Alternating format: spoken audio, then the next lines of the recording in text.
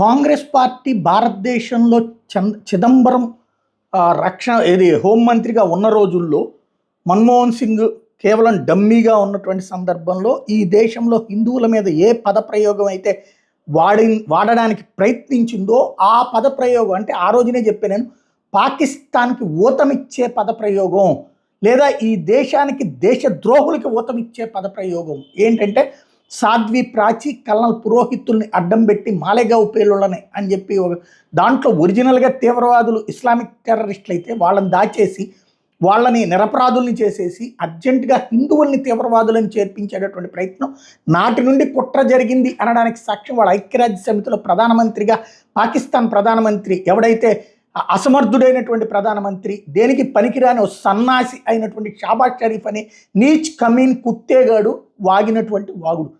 హిందుత్వ తీవ్రవాదం భారతదేశంలో విస్తరించిపోతుందంట. ఈ విస్తరణ కారణంగా చాలా ప్రమాదకరమంట, ప్రపంచానికి ప్రమాదకరమంట.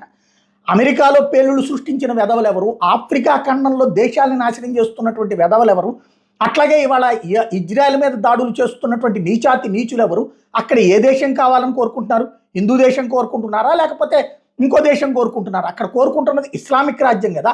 ఇస్లామిక్ రాజ్యం కోసం ప్రపంచమంతటా పేలుళ్ళు సృష్టిస్తున్నటువంటి వెధవల్ని తయారు చేస్తున్నటువంటి మాతృకైనటువంటి పాకిస్తాన్ ఇవాళ హిందువుల్ని తీవ్రవాదులని, హిందుత్వాన్ని తీవ్రవాదం అని చెప్పేది ఈ ఇస్లామిక్ టెర్రరిజాన్ని వ్యతిరేకిస్తూ దాన్ని ఆపుతా భారతదేశంలో ప్రజల్ని ఏకం చేస్తున్నటువంటి వేళ, దానికి హిందుత్వం అనేటటువంటిది ఒక కొలమానంగా మారుతున్నటువంటి వేళ హిందువులనే తీవ్రవాదులుగా చూపించేటటువంటి నీచమైనటువంటి పని ఐక్యరాజ్య సమితి వేదికగా తయారు చేశాడు.